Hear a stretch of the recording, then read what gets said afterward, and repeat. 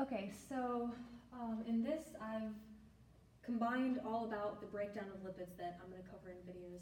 So basically there's 4 sort of steps here. You can break lipolysis down essentially into these 4 categories. So I've written those in pink. So first we have to mobilize it, mobilize the fatty acids, and I'll go in more detail in just a second. So we mobilize the fatty acid.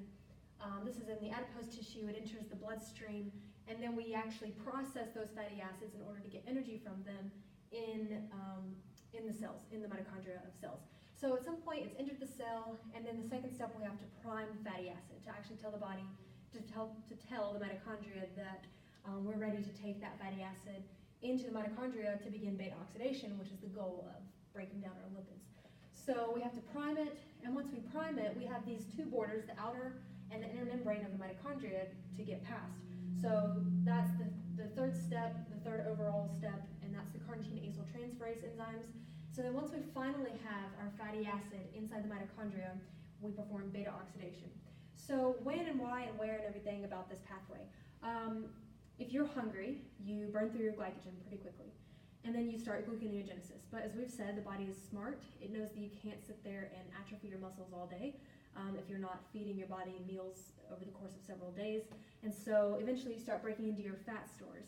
And your fat stores, a few facts, it's in your adipose tissue, and it's stored as palmitate, so that's 16 carbons long, fully saturated fatty acid, 3 of them each on a triacylglycerol. So where is it stored? Adipose tissue. In what? Triacylglycerol. As what? Palmitate. So there's more details in this, but they're straightforward. It's triacylglycerol enzyme, which has an AKA. Hormone-sensitive lipase is the AKA to TAG lipase. They're straightforward here. So we're breaking off 1 fatty acid at a time, and then we end up with monoacylglycerol, and then monoacylglycerol lipase gives us that freed up glycerol, and now we have those 3 fatty acids. And keep in mind that at this point, after mobilizing those fatty acids from our adipose tissue, at this point now we have 3 16 carbon long strands.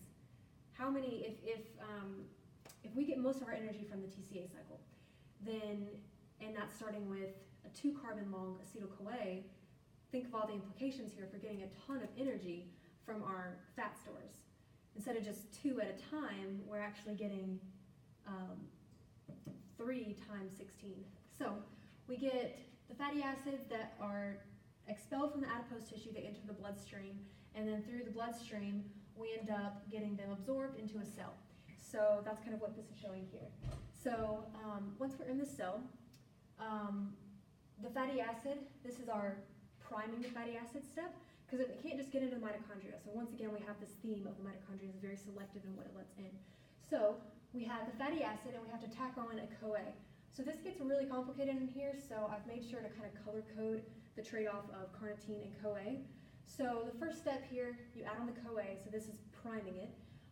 This step right here requires 2 ATP. I would start making a list of any enzyme or any reaction that requires 2 ATPs instead of just 1. There's 4 or 5 throughout the course that you need to know. This should be on that list. So then we end up with something called fatty acyl-CoA. So the name has changed just a little bit. So we go from a fatty acid CoA to a fatty acyl-CoA. Or I'm sorry, we go from the fatty acid plus the CoA to now the fatty acyl-CoA. Don't be confused by the name change, it's the same thing. Acyl, A-C-Y-L, essentially means that we're still talking about fats here. So now that we have that, fatty acyl-CoA is recognized by CAT1. So now we're in this step, the 3rd step, the carnitine acyltransferase step. So CAT1 recognizes CoA. So we have to have fatty acyl-CoA for CAT1 to recognize. But CAT2 recognizes the carnitine. So CAT1 recognizes the CoA, but knows that CAT2 wants to recognize the carnitine, so it trades it. So it binds the fatty acyl-CoA, takes the CoA off down here in green, adds the carnitine, and now we have fatty acyl-carnitine within this inner membrane space. And then you have CAT2 that's in the inner membrane of the mitochondria, and like we just said, it recognizes the fatty acyl-carnitine, which is what we have available now, and so it binds the fatty acyl-carnitine, but ultimately what we need in the mitochondria is back up to this CoA. So it just trades it back off. So don't make this step more complicated than it has to be. You have a CoA, trade it for carnitine, trade it back for the CoA. So now once we're in the mitochondria as the acyl-CoA, I just dropped the fatty here. It's kind of redundant to say the fatty acyl-CoA.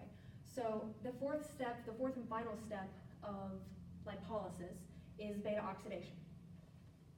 So, like I just said about when we mobilize our fatty acids, we have 3 palmitates. So that's 3 times 16 carbons. It's way more than just one acetyl-CoA at a time. So this does get complicated. I didn't write the enzymes here. You can go in and fill that in. But think about it like this. Beta oxidation requires 4 steps for each one step. So it's 4 rounds of things happening to get this acyl-CoA in this right positioning to then break off 2 carbons at a time, which is that one step. So it's 4 things to then have that one thing happen. So 4 things. 1, we lose an FADH.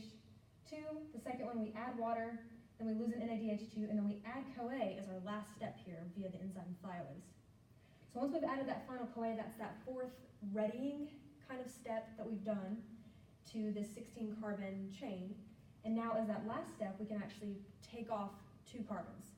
And those 2 carbons are the acetyl-CoA, which then can go enter the TCA cycle. So if we started with 16 carbons, and these 4 different things happen to get it chemically in the right position to break off 2 carbons at the end, because that's what we're trying to do through all this is release the acetyl-CoA. So we've released that acetyl-CoA down here, and what we're left with is just the 16 minus 2, so now we have a 14 carbon chain of the same fatty acid that we started with. So we started with palmitate with 16, we lose 2 at a time. So it's 16, 4 little steps, now we have 14 carbons. So then it comes back up and we do those 4 little steps again, and now we're down to 12 carbons. And it just does like that until you have the final 4 chain, and that final break actually just releases 2 acetyl-CoAs.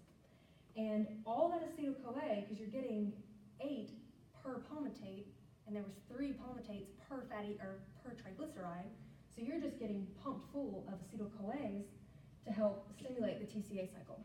So what happens, we've said you burn through your glycolysis, you burn through some of your muscle, the body's smart enough to stop burning your muscle and start with the lipolysis. So that's the early stage of lipolysis, is that all that acetyl-CoA enters the TCA cycle. And then if the body continues to not get food sources outside of that, what it's going to do is realize that even that is not very sustainable, and instead of putting acetyl-CoA to citrate to isocitrate dehydrogenase, it's going to convert acetyl-CoA into our ketone bodies and start ketogenesis, which you can actually sustain for long periods of time.